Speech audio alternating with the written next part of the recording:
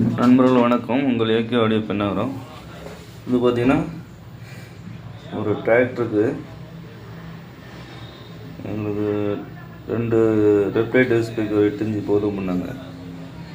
12 volt 40/40 4PT transistor PT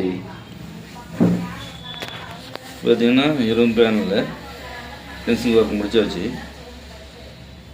result நல்லாவே இருக்குது.